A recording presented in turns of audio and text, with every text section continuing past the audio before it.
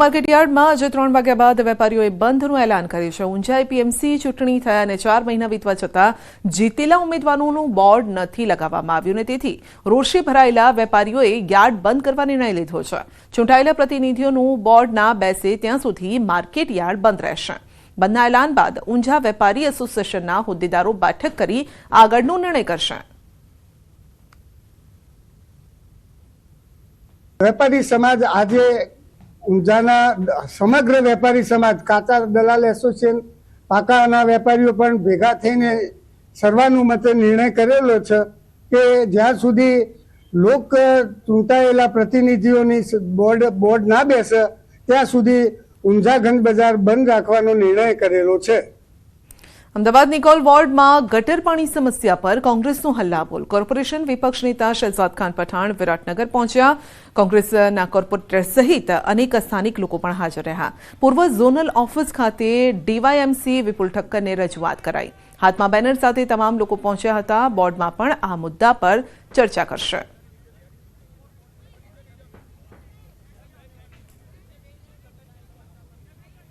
ફરી રત્ન કલાકારો હડતાલ પર ઉતર્યા છે। કતારગામની હીરા કંપનીના અંદાજિત 60 થી 70 જેટલા રત્ન કલાકારો હડતાલ પર છે।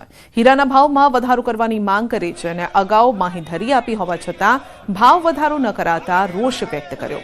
સુરત ડાયમંડ વર્કર યુનિયન દ્વારા લેબર કમિશનરને રજૂઆત કરી। ભાવ વધારો નહીં કરવામાં આવે ત્યાં સુધી કામથી અળગા રહેવાની પણ ચીમકી ઉચ્ચારી।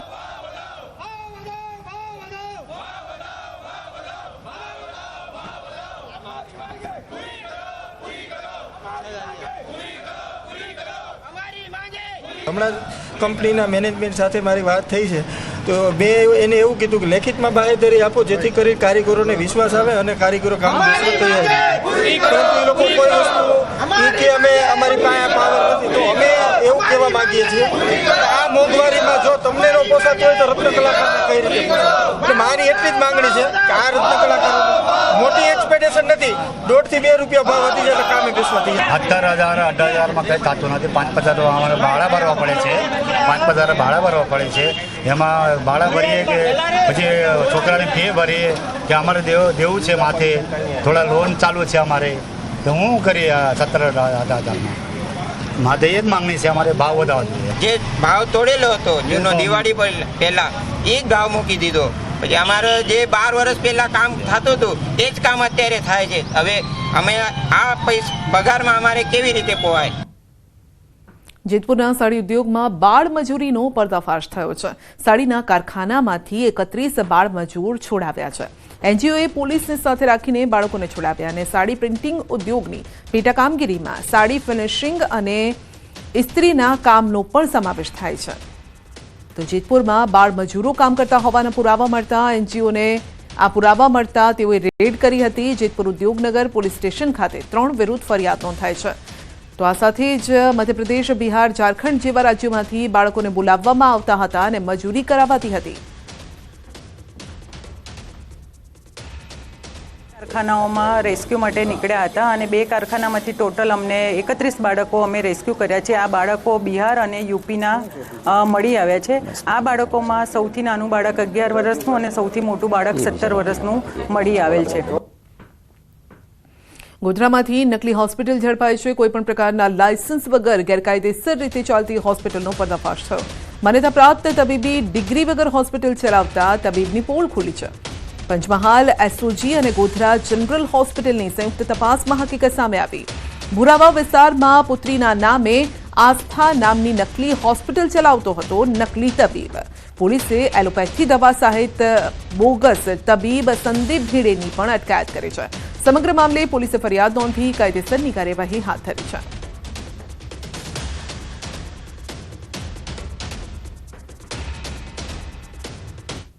મોરબીના ન્યૂ એરા ગ્લોબલ સ્કૂલમાં વિદ્યાર્થીનું મોત થયું છે। સ્વિમિંગ કરતા સમયે વિદ્યાર્થીનું મોત થયું છે। મૂળ જૂનાગઢના વતની અને મોરબીમાં 10મા ધોરણમાં ભણતા પ્રીત ફળદુ નામના 16 વર્ષીય વિદ્યાર્થીનું મોત થયું છે। ટંકારા પોલીસે બનાવ અંગે તપાસ પણ હાથ ધરી છે।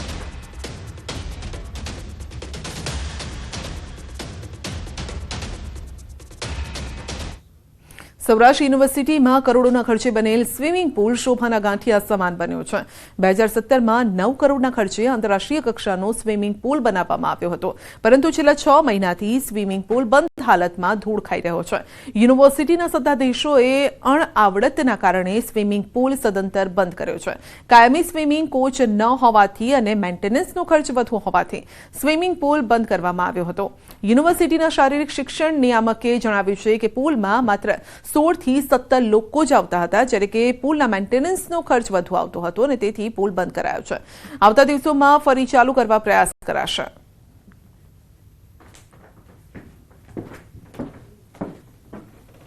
સ્વિમિંગ પુલ લગભગ 10 કરોડના ખર્ચે આઉટડોર અને ઇન્ડોર સ્વિમિંગ પુલ બનેલો છે અને અત્યારે પાણીનું પ્રમાણ ઓછું અને સ્વિમિંગ પુલની કેપેસિટી વધારે હોવાથી અને મેન્ટેનન્સ ચાર્જ વધારે થવાથી અત્યારે સ્વિમિંગ પુલ હાલ આપણે બંધ છે અને આવનારા સમયમાં સ્વિમિંગ પુલ ચાલુ થાય અને રાષ્ટ્રીય કક્ષાની સ્પર્ધાઓ વધારે યોજાય અને વધારે લોકો લાભ લે એવો અમે પ્રયત્ન કરી રહ્યા છીએ. બુલેટિનમાં આગળ વધીશું નાનકડા બ્રેક બાદ.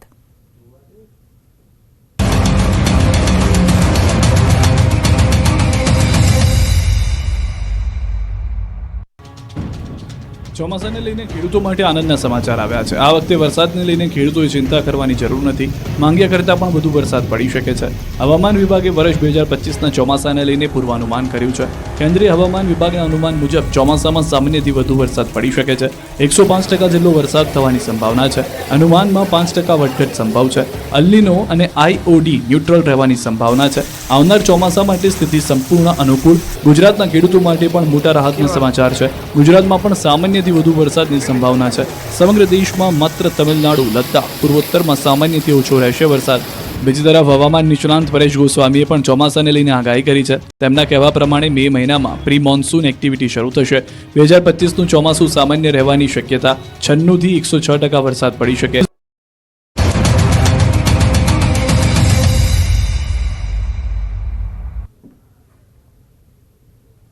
બ્રેક બાદ આપનું સ્વાગત છે અને આગળ વધીશું. વાત કરીશું દમણની. તો દમણ પોલીસે કેન્દ્રીય ગૃહમંત્રીના OSD તરીકેની ખોટી ઓળખ આપતા શખ્સની ધરપકડ કરી છે અને આ બંને આરોપીઓમાંથી સુરેન્દ્રસિંહ નામના આરોપીએ મુંબઈમાં 0 નંબરથી છેતરપિંડીની ફરિયાદ દાખલ કરાવી હતી અને જે ફરિયાદ દમણ ટ્રાન્સફર કરી હતી અને દમણ પોલીસે ફરિયાદ ટ્રાન્સફર થતાં જ એક અજાણ્યો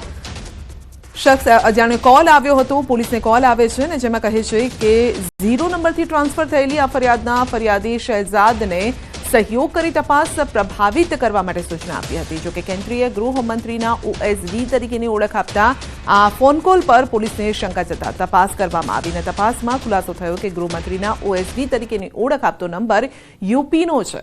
ગૃહમંત્રીના OSD તરીકેની ઓળખ આપનાર આ વ્યક્તિ યુપીનો સુરેન્દ્રસિંહ છે. આથી પોલીસે નકલી અધિકારી તરીકેની ઓળખ આપી દમણ પોલીસની તપાસ પ્રભાવિત કરવા માટે દબાણ કર્યું હતું. જે વ્યક્તિએ પોલીસે આ કેસમાં સુરેન્દ્રસિંહની યુપીથી ધરપકડ કરી, જ્યારે કે મુંબઈમાં 0 નંબરથી ફરિયાદ દાખલ કરાવનાર ફરિયાદી શહેજાદની ધરપકડ કરી અને બંને વિરુદ્ધ કડક કાર્યવાહી કરી. काफ़ी गंभीर मामला है. जो पुलिस की जांच रहती है बड़ी वो निष्पक्ष रहती है, मेरिट बेस्ड रहती है. तो अगर कोई ऐसे ही उसको प्रभावित करने की कोशिश करता है तो उसके ऊपर सख्त की सख्त कार्रवाई बहुत ज़रूरी है. और वैसे हमने इस मामले को गंभीरता में लेते हुए साथ के साथ FIR दर्ज करी और बंदों को अरेस्ट किया.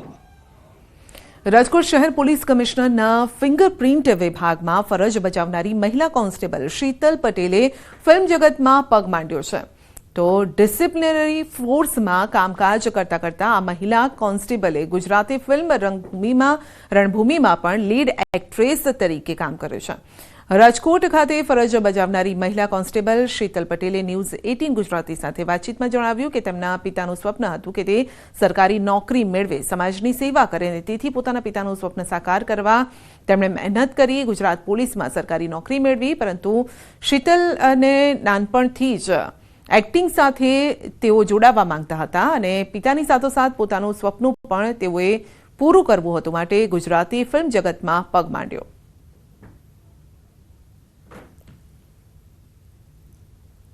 રાજકોટ શહેર પોલીસ કમિશનરના ફિંગરપ્રિન્ટ વિભાગમાં શીતલ પટેલ નામની એક મહિલા કોન્સ્ટેબલ હાલ અત્યારે ફરજ બજાવી રહી છે. અને હાલ મહિલા કોન્સ્ટેબલ છે તે પોતાની રીલ અને રિયલ લાઈફના કારણે હાલ અત્યારે ચર્ચામાં પણ આવી છે. ત્યારે આપણે સીધી વાત તેમની સાથે કરીશું. બેન, શું કહેશો? ખાસ કરીને ડિસિપ્લિનરી ફોર્સની અંદર આવવાનો નિર્ણય કોનો હતો? કઈ રીતે આવ્યા છો ને કેટલા વર્ષથી તમે ફરજ બજાવો છો? ડિસિપ્લિન ફોર્સમાં આવવાનો નિર્ણય અને સપનું મારા પપ્પાનું હતું અને બસ એનું સપનું પૂરું કરવા માટે જ હું ડિસિપ્લિન ફોર્સમાં આવી છું. અને 5 વર્ષ મારે આ ડિસિપ્લિન ખાતામાં પૂરા થયા છે. અને ખાસ કરીએ તો કોરોનાનો સમય જે હતો ત્યારનો ખાસ અમે બહુ સારી રીતે નોકરી કરી છે. અને હું પહેલાં 5 વર્ષ યુનિવર્સિટી પોલીસ સ્ટેશનમાં હતી, ત્યાં બી મેં સારી એવી મારી ફરજ બજાવી છે.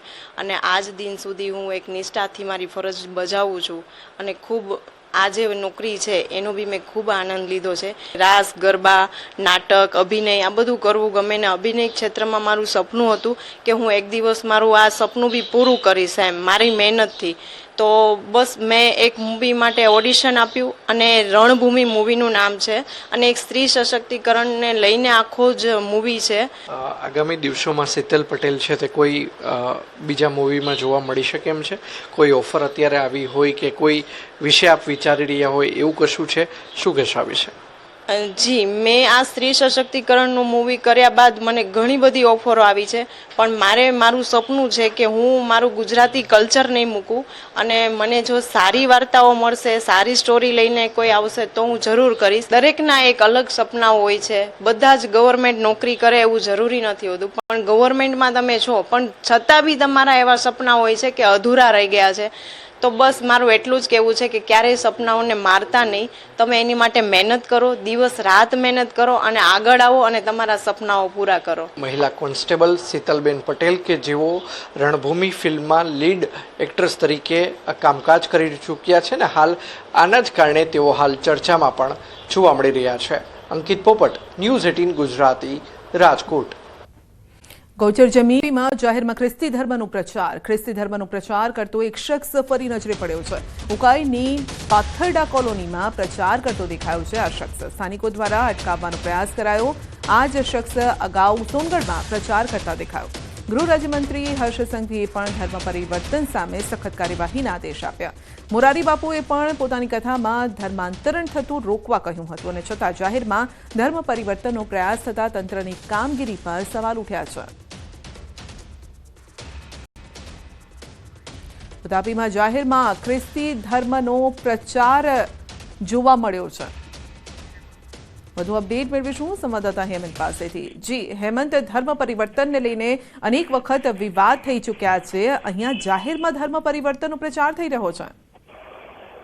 સંધ્યા, સોનગઢમાં ગત 6 મહિના પહેલા પણ આ કિસ્સો બહાર આવ્યો હતો અને હાલમાં પણ ઉકાઈ ખાતે જાહેર રસ્તા પર ખ્રિસ્તી ધર્મનો પ્રચાર કરતો એક ઇસમ પકડાયો હતો અને જેને લઈને ગ્રામજનો સાથે પણ એમની બોલાચાલીને કિસ્સો સામે આવ્યો છે. જી સંધ્યા, અવારનવાર આ પ્રકારના કિસ્સા થતા છતાં પણ તંત્ર બાબતે કોઈ કાર્યવાહી કરતી નથી, જેને લઈને પણ અનેક પરિસ્થિતિઓ સર્જાય છે. જી, આપનો આભાર. તો ધર્મ પરિવર્તન સામે કડક કાર્યવાહીના આદેશ છે અને છતાં પણ હિંમત જુઓ, જાહેરમાં ધર્મ પરિવર્તનનો પ્રચાર કરવામાં આવે છે.